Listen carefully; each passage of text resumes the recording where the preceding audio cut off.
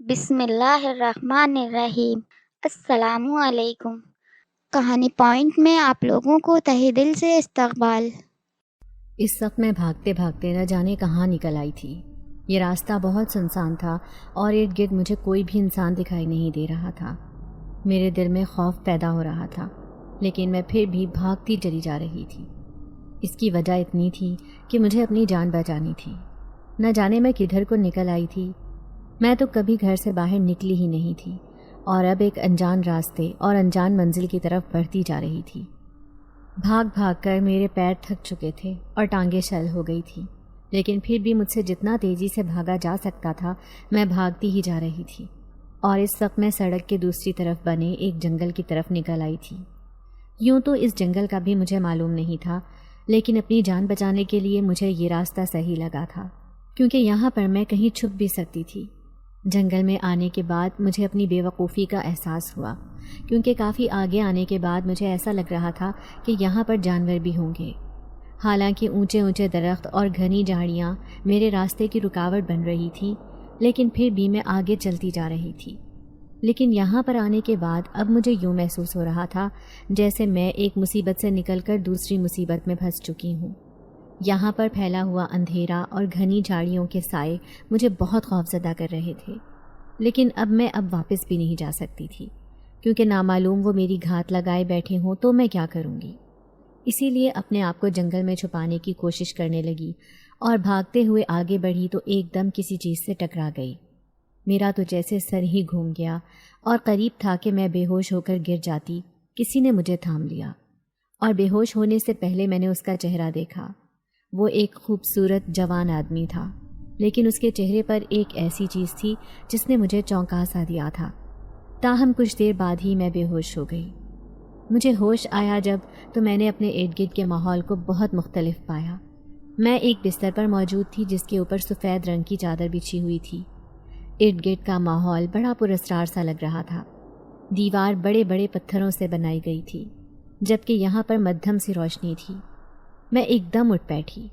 اپنے دلہن کے لباس کو دیکھتے ہوئے میں نے کمرے کی دیواروں پر نظر دوڑائی۔ سمجھ نہیں آ رہی تھی کہ میں کہاں ہوں۔ ذہن اس وقت بالکل خالی سلیٹ کی مانند ہو چکا تھا۔ کچھ دیر دماغ پر زور دینے کے بعد اچانک مجھے یاد آیا کہ میں تو جنگل میں بھاگ رہی تھی اور پھر وہاں پر ایک دم سے بے ہوش ہو گئی، تو یہاں کیسے آئی؟ اس بات نے مجھے خوفزدہ کر دیا۔ اگر میں وہاں پر بے ہوش ہو کر گر گئی تھی تو پھر یہاں پر میں کیسے پہنچ گئی؟ یہ بات میری سمجھ میں نہیں آ رہی تھی، لیکن اچانک میرے دماغ میں ایک چہرہ گھومنے لگا جسے میں نے بے ہوش ہونے سے پہلے دیکھا تھا۔ وہ ایک جوان آدمی کا چہرہ تھا جس کے چہرے پر بہت نور تھا اور ہلکی سی داڑھی خوب جچ رہی تھی، جبکہ اس کے چہرے کے تاثرات بہت عجیب تھے۔ وہ غصے سے مجھے ایسے دیکھ رہا تھا جیسے کچا ہی کھا جائے گا۔ میں تو اسے جانتی بھی نہیں تھی، پھر وہ مجھے ایسے غصے سے کیوں دیکھ رہا تھا؟ اس بارے میں سوچ بچار کرتے ہوئے میں ایک دم بستر سے اتر آئی۔ مجھے اس جگہ پر گھبراہٹ ہو رہی تھی۔ یہاں پر پھیلے ہوئے سناٹے اور دہشت نے میرے دل کو اپنے گھیرے میں لے لیا تھا۔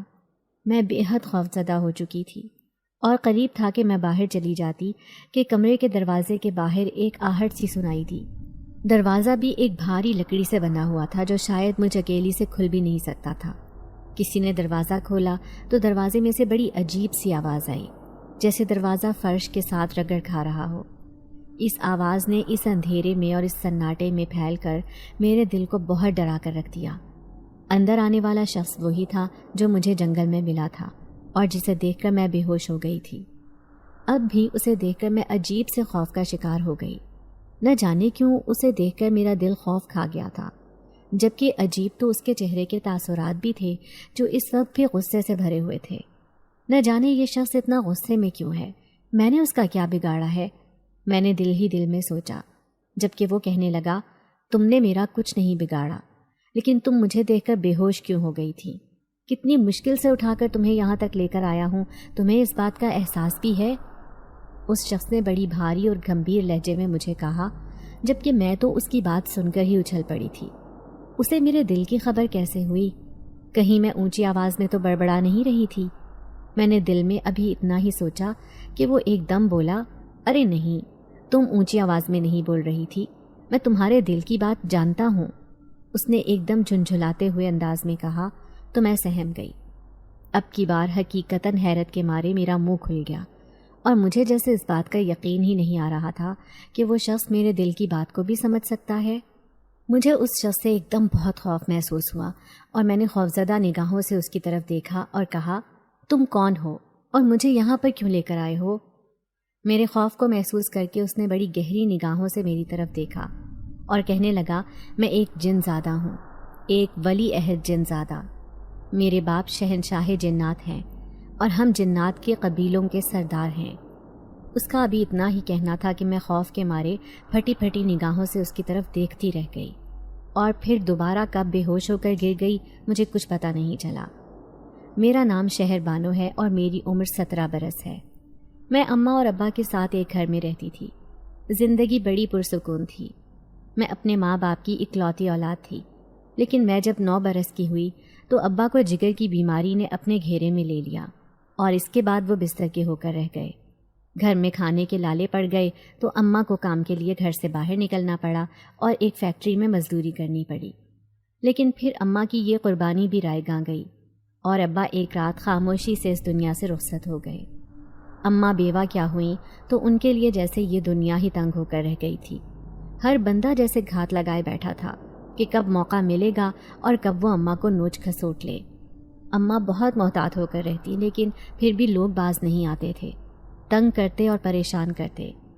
جس فیکٹری میں وہ کام کرتی تھیں وہاں کے سپروائزر نے اماں کی خوبصورتی سے متاثر ہو کر ان کو شادی کی پیشکش کر دی۔ اماں کو زمانے کی نظروں کا اور حالات کا بالکل اندازہ تھا، اسی وجہ سے انہوں نے اس سپروائزر سے نکاح کرنے میں وقت نہیں لگایا، کیونکہ اگر وہ یہ شادی نہ کرتی تو پھر میری پرورش کیسے کرتی؟ اور گھر کے حالات تو ان کے سامنے ہی تھے۔ وقت اسی طرح گزر رہا تھا۔ میں 17 برس کی ہوئی تو ایک رات اماں بھی اس دنیا سے خاموشی سے چلی گئیں۔ اماں تو بالکل ٹھیک ٹھاک تھیں، اماں کو تو کوئی بیماری بھی نہیں تھی، بس موسمی بخار نے اپنی لپیٹ میں لیا اور پھر اس کے بعد وہ موسمی بخار سے نکل ہی نہیں پائیں اور اس دار فانی سے کوچ کر گئیں۔ میرے لیے یہ صدمہ بہت بڑا تھا۔ دوسرے ابا میں سے اماں کے 2 بچے تھے۔ ابا کا رویہ میرے ساتھ شروع سے ہی بڑا عجیب سا رہا۔ وہ بہت کم مجھ سے بات کرتے اور اگر میں مخاطب کرتی تو وہ بہت کم جواب دیتے۔ اماں سے جب میں اس بات کی شکایت کرتی تو وہ یہی کہتی کہ تم دل پر مت لو، ابا مصروف ہوتے ہیں اس لیے وہ جواب نہیں دیتے۔ لیکن مجھے تو سگے اور سوتیلے باپ کے فرق کا پتہ ہی نہیں تھا۔ اگر جو یہ فرق میں پہلے جان جاتی تو شاید میری زندگی آج مختلف ہوتی۔ 17 برس کی عمر میں اماں مجھے اکیلا اس گھر میں چھوڑ کر اس دنیا سے رخصت ہو گئیں۔ لیکن اماں کے رخصت ہونے کے بعد اس گھر کی دیواریں میرے لیے تنگ ہونے لگیں۔ یہاں پر زندگی بدلنے لگی۔ ابا جو پہلے کبھی کبھار ہی مجھے مخاطب کرتے تھے اب بہانے بہانے سے میرے قریب آنے لگے اور جان بوجھ کر مجھے چھونے کی کوشش کرتے۔ میرے لیے اب یہ صورتحال بہت عجیب ہو گئی تھی۔ میں اپنا دکھ کسے کہتی، کسے جا کر سناتی؟ ابا کو ہر ممکن طریقے سے خود سے دور رکھنے کی کوشش کرتی، لیکن وہ پھر بھی کسی نہ کسی طریقے سے اپنی ہوس کو پورا کرنے کی کوشش کرتے نظر آتے۔ پہلے پہل تو میں نظر انداز کرتی رہی، ابا کے آنے سے پہلے پہلے کمرے میں بند ہو جاتی، لیکن بہانے سے وہ مجھے باہر بلوا ہی لیتے۔ لیکن پھر کھلم کھلا ابا جب سامنے آ گئے تو میں ان سے ڈرنے لگ گئی اور خود کو کمرے میں بند کر دیتی۔ ابا لاکھ باہر دروازہ پیٹتے رہتے لیکن میں دروازہ نہیں کھولتی تھی۔ مجھے اپنی عزت کا ڈر تھا، اس بات کا خوف تھا کہ ابا کہیں مجھے کوئی نقصان نہ پہنچا دیں۔ میں بہت سہم کر زندگی گزار رہی تھی۔ میرے دونوں بھائی گو کہ ابھی چھوٹے تھے، ان معاملات کو نہیں سمجھتے تھے، لیکن پھر بھی وہ اکثر مجھ سے پوچھتے کہ باجی تم کمرے میں کیوں بند رہتی ہو اور تم ہر وقت روتی کیوں رہتی ہو؟ تو میں بس ٹکر ٹکر ان کی شکل دیکھتی رہتی۔ شاید اگر وہ جوان ہوتے تو میری حفاظت کر لیتے، لیکن وہ بھی سوتیلے باپ کی اولاد تھے۔ میں اس ساری صورتحال سے بہت زیادہ پریشان ہو چکی تھی۔ بس نہیں چل رہا تھا کہ کسی طریقے سے اپنی زندگی ختم کر لوں۔ صرف محلے میں ایک بوا تھیں جن کے ساتھ میں اپنے دکھ سکھ کی بات کہہ لیتی تھی، اور وہ کئی بار مجھے کہہ دیتی تھیں کہ تم میرے پاس آ کر رہو، میں تمہارا خرچ اٹھاؤں گی۔ وہ اماں کی بہت ہمدرد تھیں اور اماں کو ہمیشہ اچھے مشورے دیتی تھیں، لیکن میں بوا کے گھر بھی نہیں جا سکتی تھی کیونکہ مجھے معلوم تھا کہ اگر میں وہاں جاتی تو میرا سوتیلا باپ مجھے چند گھنٹے بھی وہاں نہ گزارنے دیتا اور کسی نہ کسی بہانے سے مکاری کر کے مجھے گھر واپس لے ہی آتا۔ میں نے تنگ آ کر بوا سے کہہ دیا کہ آپ میرے لیے کوئی رشتہ ڈھونڈیں اور ابا سے میری شادی کی بات کریں، اس طرح ہی مجھے اس گھر سے چھٹکارا مل سکے گا۔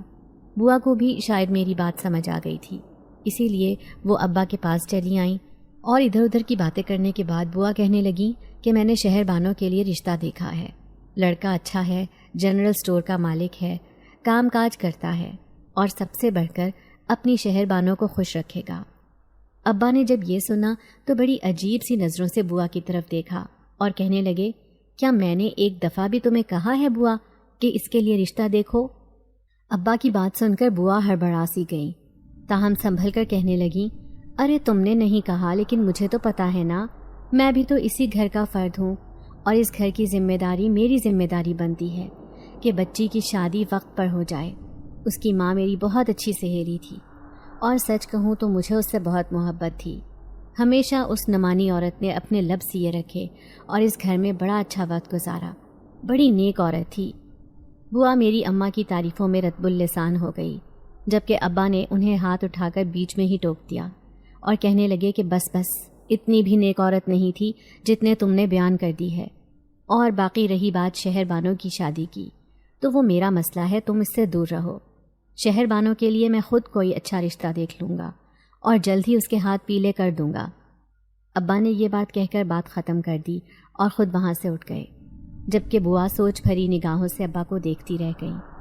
میں فوراً ہی بوا کے پاس چلی گئی اور جب میں نے ان سے پوچھا تو وہ کہنے لگی کہ میں نے تمہارے ابا سے بات کی ہے لیکن اس کے دماغ میں کچھ اور ہی چل رہا ہے، لیکن تم فکر مت کرو، میں اپنی سی کوشش کرتی رہوں گی۔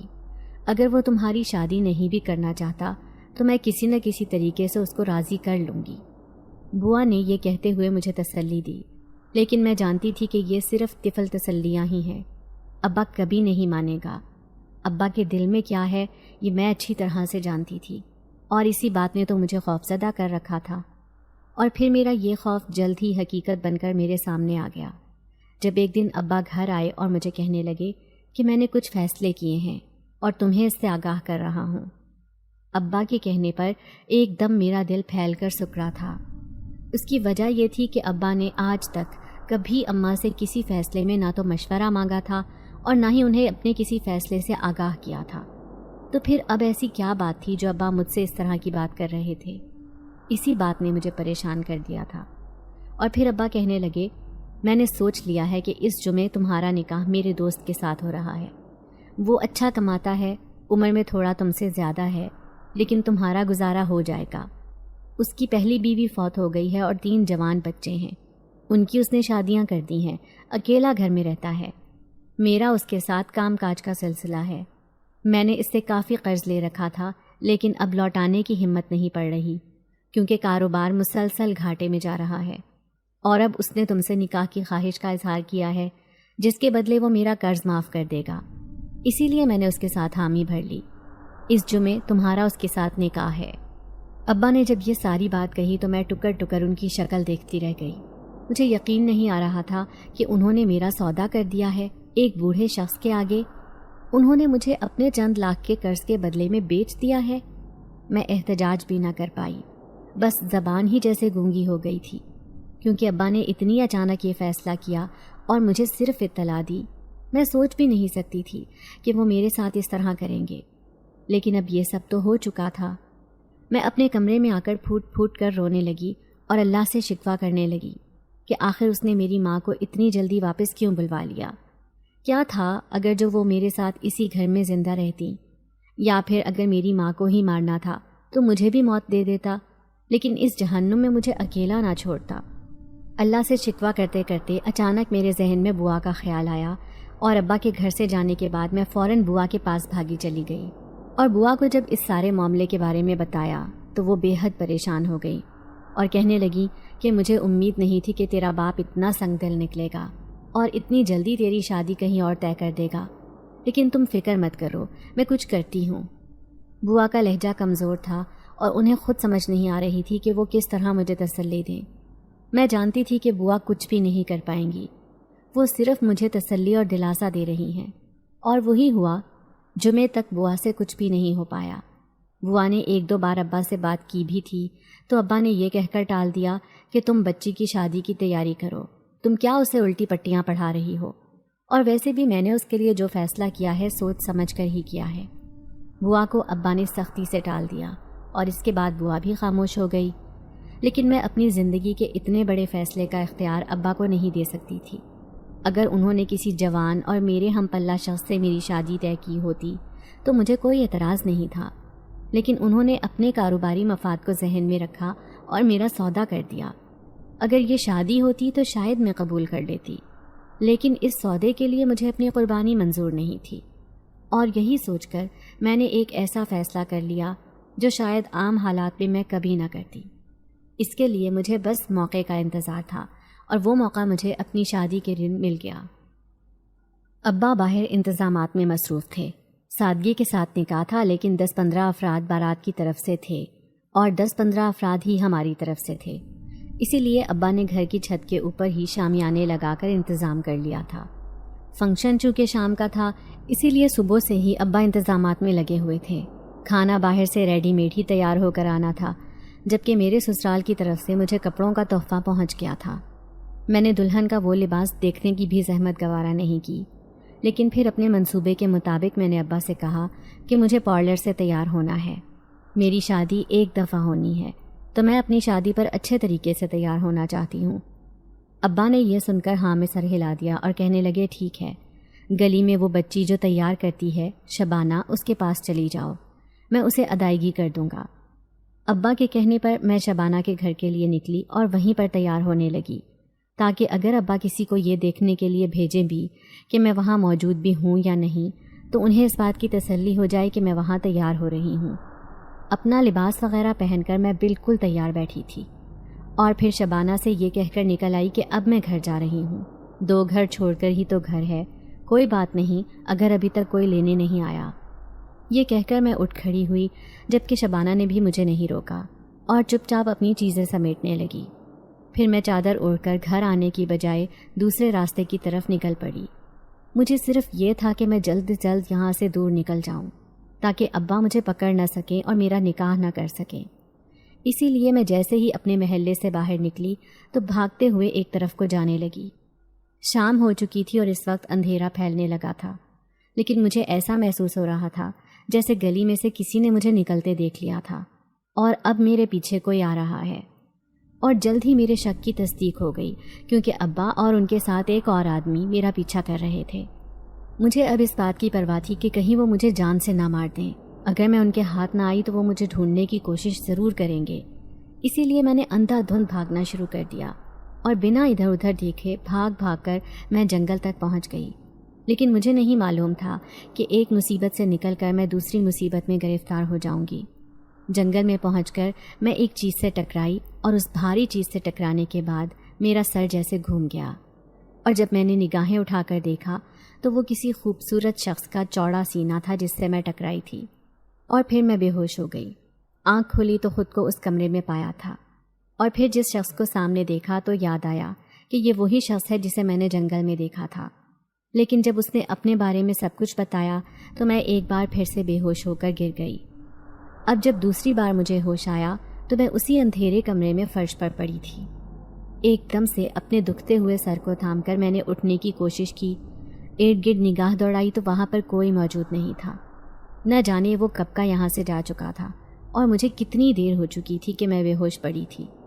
نیچے گرنے کے باعث میرے سر پر چوٹ لگی تھی، جس کی وجہ سے اب مجھے چکر آ رہے تھے اور سر میں بہت درد ہو رہا تھا۔ میں دونوں ہاتھوں سے اپنے سر کو دباتی ہوئی واپس بستر پر آ کر بیٹھ گئی اور اس ساری صورتحال کے بارے میں سوچنے لگی، لیکن جتنا سوچ رہی تھی اتنا ہی الجھ رہی تھی، کیونکہ سمجھ نہیں آ رہی تھی کہ آخر قسمت مجھے کہاں پر لے آئی ہے۔ نہ جانے کتنا وقت گزر چکا تھا، کیونکہ اس وقت مجھے کوئی اندازہ نہیں تھا کہ کیا وقت ہو رہا ہے۔ میں تو گھر سے شام کو نکلی تھی، اور اب اس کمرے میں بھی مجھے اندھیرا ہی محسوس ہو رہا تھا، تو شاید ابھی رات ہی چل رہی ہے۔ لیکن یہاں پر آ کر مجھے عجیب سی ہیبت محسوس ہو رہی تھی۔ ارد گرد ماحول پر نگاہ دوڑاتی تو مجھے خوف محسوس ہوتا، یوں لگتا جیسے قریب کوئی موجود ہے لیکن کوئی دکھائی نہیں دیتا۔ نہ جانے یہ کون سی جگہ تھی اور کیسی جگہ تھی۔ اگر یہ جنات کا محل تھا تو اس شخص نے مجھے یہاں پر لا کر کیوں پھینک دیا؟ اگر وہ واقعی جن زادہ تھا تو آخر اسے مجھ سے کیا مقصد حاصل ہو سکتا تھا؟ میں یہ سوچ سوچ کر پریشان ہو رہی تھی، لیکن اس بات کا کوئی بھی سرا مجھے دکھائی نہیں دے رہا تھا۔ میں جتنا سوچتی اتنا الجھتی جا رہی تھی۔ مجھے تو اب اپنے دلہن کے لباس سے بھی الجھن ہو رہی تھی اور میں اسے تبدیل کر لینا چاہتی تھی۔ اس وقت میرے پاس اور کوئی آپشن نہیں تھا، ورنہ شاید میں اپنا لباس ساتھ لے کر آتی، لیکن اب یہاں پر آ کر مجھے اس سرخ لباس سے نفرت محسوس ہو رہی تھی۔ بے سوچے سمجھے گھر سے نکل تو آئی تھی، مگر کچھ پتہ نہیں تھا کہ کرنا کیا ہے۔ قدموں نے جنگل کا راستہ دیکھ لیا اور وہاں پر اس شخص سے ٹکرانے کے بعد میں یہاں پر پہنچ گئی۔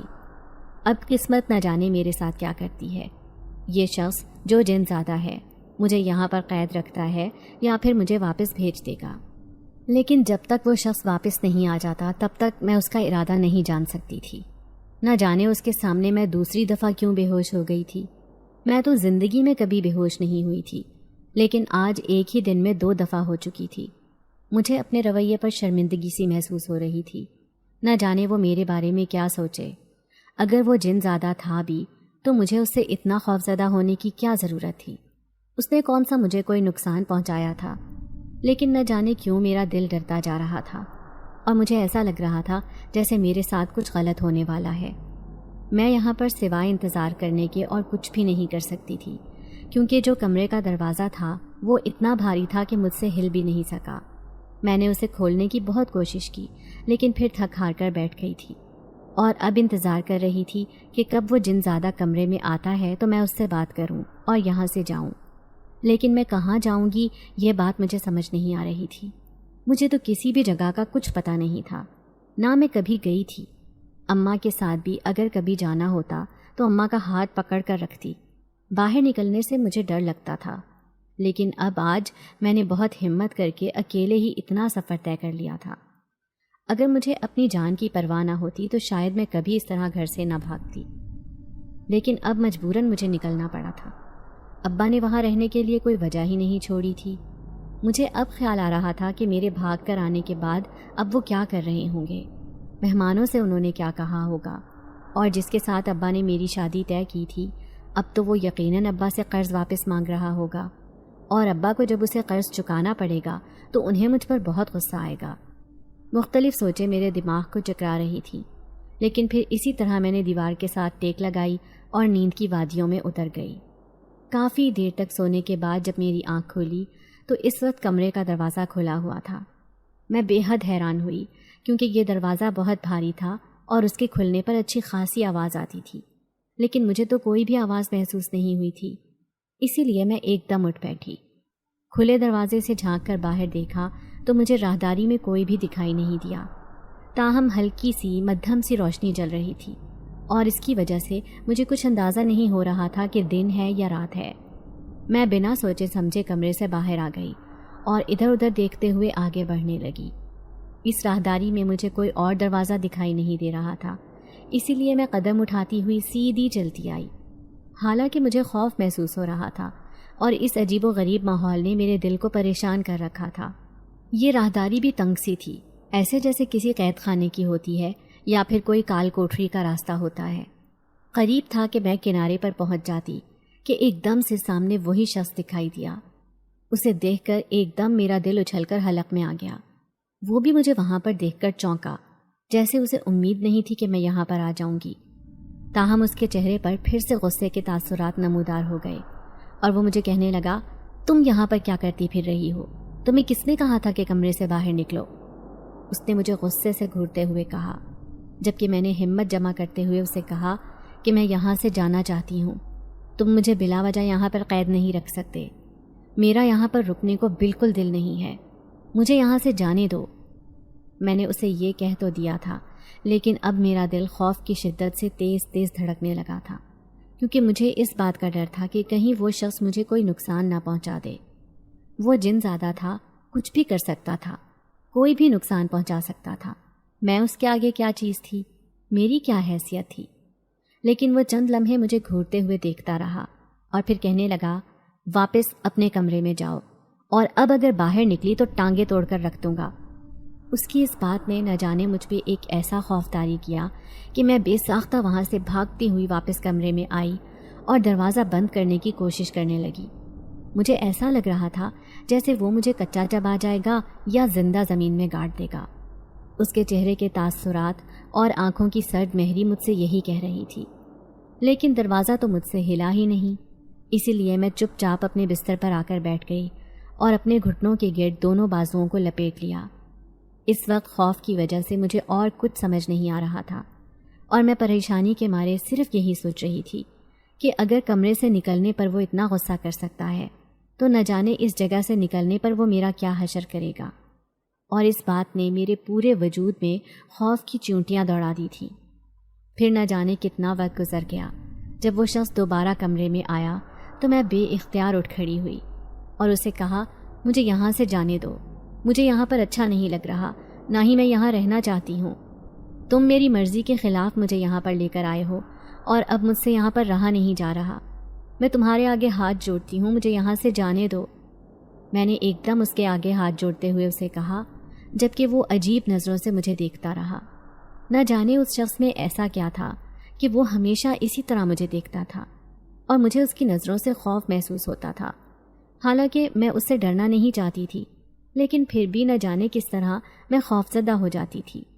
لیکن وہ اپنے اسی بھاری اور باروب آواز میں کہنے لگا، میں تمہیں یہاں سے جانے نہیں دے سکتا۔ مجھے معلوم ہے کہ تمہارے پاس کوئی ٹھکانہ نہیں ہے اور تم کن حالات میں گھر سے بھاگی ہو۔ میں تمہیں یہاں سے جانے دوں تو تم کسی نئی مصیبت میں پھنس جاؤ، اس لیے بہتر ہے کہ یہیں پر رہو، تمہیں کھانا ملتا رہے گا، اپنی زندگی آرام سے گزارو۔ اس کی بات سن کر میرے تو پیروں تلے سے زمین نکل گئی اور میں نے اسے کہا، تمہیں کیسے معلوم کہ میں کن حالات میں گھر سے بھاگی ہوں؟ جبکہ میری بات سن کر اس نے بے اختیار ایک کہا لگایا اور کہنے لگا کہ تم تو جانتی ہو کہ میں ایک جن زادہ ہوں اور میرے لیے یہ سب کرنا مشکل کام نہیں ہے۔ میں نے صرف تم پر ترس کھا کے تمہیں یہ جگہ رہنے کے لیے دی ہے تاکہ تم کسی غلط حد پہ نہ چڑھ جاؤ، لیکن اگر تم یہاں سے جانا ہی چاہتی ہو تو ٹھیک ہے، میں تمہیں بھیج دوں گا، لیکن ایک بار سوچ لو کہ تم جاؤ گی کہاں۔ ابھی تو یہاں پر ہو، لیکن جو یہاں سے نکلی تو پھر کہاں جاؤ گی؟ اس کی بات سن کر میں واقعی سوچ میں پڑ گئی کہ مجھے بالکل اندازہ نہیں تھا کہ میں یہاں سے نکل کر کہاں جاؤں گی۔ گھر سے بھی بنا سوچے سمجھے نکلی تھی، اور یہاں پر اگر قدرت لے آئی تھی تو شاید کسی وجہ سے ہی لے آئی تھی۔ اسی لیے میں چپ چاپ وہاں بیٹھ گئی اور سوچنے لگی کہ مجھے کیا کرنا چاہیے۔ میں یہاں سے جانا بھی چاہتی تھی، لیکن کہاں جاتی؟ اور پھر ایک دم مجھے بوا کا خیال آیا تو میں نے سوچا کہ مجھے بوا کے پاس چلے جانا چاہیے تاکہ میں ان کے پاس آرام سے رہ سکوں۔ ابا کو تو اب اگر میری تلاش ہوگی بھی تو وہ مجھے کم سے کم محلے میں تلاش نہیں کریں گے، بلکہ کہیں باہر ہی مجھے ڈھونڈیں گے۔ یہی سوچ کر میں تھوڑا مطمئن ہو گئی، اور پھر اگلے دن میں نے اسے کہا کہ ٹھیک ہے، تم مجھے بوا کے پاس بھیج دو، میں اپنی بوا کے پاس چلی جاؤں گی اور ادھر ہی رہوں گی۔ میری بات کے جواب میں اس نے چند لمحے کچھ سوچا اور پھر کہنے لگا، ٹھیک ہے، میں تمہیں چھوڑ آتا ہوں۔ اور اس کے بعد اس نے مجھے اپنے پیچھے آنے کا اشارہ کیا اور وہاں سے نکال دیا۔ میں بوا کے گھر کے قریب آ گئی تھی۔ میرا دل بہت تیز تیز دھڑک رہا تھا، اور اس وقت مجھے اسی بات کا خوف تھا کہ کہیں ابا نے مجھے دیکھ لیا تو پھر کیا ہوگا۔ میں بوا کے پاس آ تو گئی تھی، لیکن یہ سمجھ نہیں آ رہی تھی کہ آخر بوا کو کیا بتاؤں گی کہ میں کہاں گئی تھی۔ تاہم بوا کے گھر میں جیسے ہی داخل ہوئی تو بوا نے مجھے دیکھ کر حیرت کا اظہار کیا، لیکن وہ مجھ سے نظریں چرانے لگی۔ اور پھر جب انہیں میں نے اپنی ساری کہانی کے بارے میں بتایا تو وہ کہنے لگیں کہ شہر بانو، میں تمہیں یہاں پر نہیں رکھ سکتی۔ اس کی وجہ یہ ہے کہ تمہارے باپ نے سارے محلے کو دھمکیاں دی ہیں، اور اگر کہیں سے بھی یہ ظاہر ہو گیا کہ تم یہاں پر آئی تھی، یہاں پر ٹھہری تھی، تو وہ شخص میرا کوئی لحاظ نہیں کرے گا، اور میں اب اس عمر میں ذلیل نہیں ہونا چاہتی۔ اسی لیے تم سے صرف یہ درخواست کروں گی کہ تم یہاں سے چلی جاؤ، اور جہاں پہ اب تک رہتی رہی ہو وہیں پہ رہو۔ بوا نے تو جیسے مجھے ہری جھنڈی دکھا دی۔ میں بے یقین نگاہوں سے بوا کی طرف دیکھتی رہی۔ بوا ہی تو میری آخری امید تھی، پھر اب اچانک ایسا کیا ہو گیا جو وہ مجھ سے پلہ چھڑا رہی ہیں؟ لیکن میں بوا کی مجبوری بھی سمجھتی تھی، وہ مجھے کسی وجہ سے ہی منع کر رہی تھی۔ بوا نے مجھے یوں منع کر دیا، میں اس لیے چپ چاپ بوا کے گھر سے نکل آئی اور دوبارہ انہی راستوں پر چل پڑی۔ لیکن اب کی بار مجھے اس بات کی امید نہیں تھی کہ وہ جن زادہ مجھ سے ٹکرائے گا اور وہ دوبارہ مجھے حفاظت سے وہیں لے جائے گا جہاں پہلے لے کر گیا تھا۔ اس سوچ کا آنا تھا کہ بے اختیار آنسو میری آنکھوں سے بہہ نکلے اور میں سڑک کے کنارے فٹ پاتھ پر بیٹھ گئی۔ اس وقت مجھے بہت رونا آ رہا تھا اور اپنا آپ بہت کمتر محسوس ہو رہا تھا۔ میرا بس نہیں چل رہا تھا کہ میں خودکشی کر لوں۔ یوں ہی بے مقصد سڑک کنارے کافی دیر تک بیٹھی رہی اور پھر دل میں ایک ارادہ سوچ کر اٹھی اور ایک طرف کو چل پڑی۔ اس وقت میری زندگی کی اچھی اور تلخ یادیں میرے ساتھ ساتھ دماغ میں چکرا رہی تھی اور میں کبھی ہنستی اور کبھی آنسو بہہ نکلتے۔ میں نے جو سوچ لیا تھا اب اسے ہی کرنے کا ٹھان لیا تھا، اسی لیے ایک طرف کو بنا ادھر ادھر دیکھے چلتی جا رہی تھی۔ اس وقت ایسا لگ رہا تھا جیسے میں بالکل ہار گئی ہوں اور زندگی سے اب مجھے کوئی مطلب نہیں ہے۔ قریب تھا کہ میں کسی گاڑی کے نیچے آ جاتی، ایک دم سے کسی نے مجھے ہاتھ پکڑ کر کھینچا۔ میں جھٹکے سے پیچھے مڑی اور پلٹ کر دیکھا تو یہ وہی جن زادہ تھا، شاہ جنات کا غسیلہ بیٹا، جس نے مجھے اپنی قید میں رکھا تھا۔ مجھے دیکھ کر غصے سے کہنے لگا، تم پاگل تو نہیں ہو گئی؟ آخر یہ کیا کرنے والی تھی؟ میں اس کی طرف دیکھ کر سناٹے میں آ گئی۔ مجھے امید نہیں تھی کہ وہ مجھے اس طرح ٹکرا جائے گا۔ ایک دم اس کے پوچھنے پر میری آنکھوں سے آنسو بہنے لگے اور میں پھوٹ پھوٹ کر رونے لگی اور کہنے لگی، میں کیا کروں؟ یہ بھی کوئی زندگی ہے؟ میرا اپنا کوئی گھر نہیں ہے، میں کہیں جا نہیں سکتی، میرا کوئی اپنا نہیں ہے، میرے لیے کتنی مشکل ہو گئی ہے، میں کہیں رہ نہیں سکتی، اس پوری دنیا میں میرے لیے کوئی بھی ٹھکانہ نہیں ہے، میں بالکل فالتو ہوں، ناکارہ ہوں۔ میں یہ کہتے ہوئے پھوٹ پھوٹ کر رو پڑی، جبکہ وہ اپنے لب بھینچے خاموشی سے مجھے روتا ہوا دیکھتا رہا اور پھر میرا ہاتھ پکڑ کر ایک طرف مجھے لے کر چل پڑا اور پھر میرے ساتھ ہی فٹ پاتھ کے کنارے پر بیٹھ گیا اور کہنے لگا، میری بات سنو، پہلے تو یہ رونا بند کرو۔ اس نے ایک دم مجھے نرم لہجے میں کہا تو میں اپنے آنسو پونچھتی ہوئی چپ کر گئی، لیکن ابھی بھی ہچکیاں دم توڑ رہی تھیں۔ تاہم وہ کہنے لگا، تم بالکل بھی ناکارہ یا فالتو نہیں ہو۔ زندگی میں اس طرح کے حادثات ہو جاتے ہیں جو انسان کو اکیلا کر دیتے ہیں، لیکن اس کا مطلب یہ نہیں ہے کہ تم فالتو ہو۔ تم میرے دل سے پوچھ کر دیکھو کہ تم میرے لیے کیا حیثیت رکھتی ہو۔ اس نے ایک دم ہی اچانک یہ کہا کہ میں بے اختیار حیرت سے اس کا چہرہ دیکھنے لگی۔ مجھے یقین نہیں آ رہا تھا کہ یہ شخص جو مجھ پر اتنا غصہ کرتا ہے یہ مجھ سے ایسے الفاظ بول رہا ہے۔ میری حیرت کو محسوس کر کے وہ بے اختیار مسکرا دیا اور کہنے لگا، ہاں میں بالکل سچ کہہ رہا ہوں، تم بالکل بھی فالتو یا ناکارہ نہیں ہو، تم میرے لیے ایک ملکہ کی حیثیت رکھتی ہو اور میں تمہیں اپنی زندگی میں جگہ دینا چاہتا ہوں۔ میں چاہتا ہوں کہ تم میری دنیا میں واپس لوٹ آؤ، میں تم سے شادی کرنا چاہتا ہوں۔ بے شک میں ایک جن زادہ ہوں، لیکن میں تمہیں خوش رکھوں گا اور تم کبھی بھی اپنے فیصلے پر نہیں پچھتاؤ گی۔ اس شخص کی بات سن کر میں حیرت سے اسے دیکھتی رہ گئی۔ وہ شخص مجھ سے محبت کا دعوے دار تھا جس کا میں نام تک نہیں جانتی تھی، جس کے بارے میں مجھے صرف اتنا معلوم تھا کہ وہ ایک جن زادہ ہے اور ولی عہد جن زادہ ہے۔ تاہم میری حیرت کو پڑھ کر وہ کہنے لگا، کیا ہوا؟ تمہیں میری بات اچھی نہیں لگی؟ جبکہ میں نے اسے کہا، نہیں ایسی بات نہیں ہے، لیکن میں اس بات پر حیران ہوں کہ آخر تم مجھ سے محبت کا دعویٰ کیسے کر سکتے ہو؟ نہ تم مجھے جانتے ہو نہ میں تمہیں جانتی ہوں، یہاں تک کہ مجھے تو تمہارا نام بھی معلوم نہیں ہے۔ میں نے الجھے ہوئے انداز میں اسے کہا تو وہ مسکرا دیا اور کہنے لگا، بالکل یہ بات سچ ہے اور معذرت چاہتا ہوں، تمہیں ابھی تک اپنا نام نہیں بتا پایا۔ میرا نام شاہ جہان ہے اور میں تم سے محبت کرتا ہوں، تو کیا اب تم مجھ سے شادی کرو گی؟ اس نے اپنا نام بتاتے ہوئے مجھے دوبارہ شادی کے لیے پروپوز کر دیا، جبکہ میں ایک جامد کیفیت میں تھی۔ دیکھا جائے تو وہ ایک خوبصورت اور کافی اچھا انسان تھا، لیکن یہی تو مسئلہ تھا، وہ انسان نہیں ایک جن زادہ تھا، اور ایک جن زادے کے ساتھ میں کیسے شادی کر سکتی تھی؟ میرے چہرے پر آئے ہوئے اتار چڑھاؤ کو محسوس کر کے وہ خاموش سا ہو گیا۔ تاہم میں نے اسے کہا کہ مجھے کچھ وقت تو سوچنے کے لیے دو، میں ایک جن زادے کے ساتھ کیسے شادی کر سکتی ہوں؟ کیا تمہیں لگتا ہے کہ یہ ایک صحیح فیصلہ ہوگا؟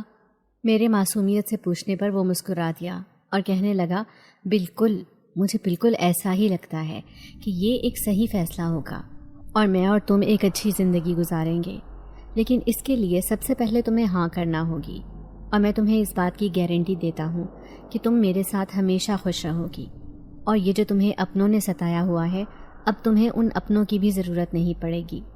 شاہ جہان نے میری طرف دیکھتے ہوئے مجھے اپنی محبت کی یقین دہانی کروائی، لیکن میں تو اب تک صرف نفرت ہی برداشت کرتی آئی تھی۔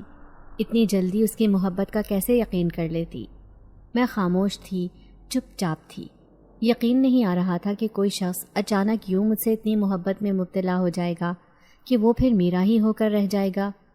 میں اسے دیکھ دیکھ کر سوچ رہی تھی، جبکہ وہ منتظر تھا، میرے سامنے بیٹھا ہوا تھا۔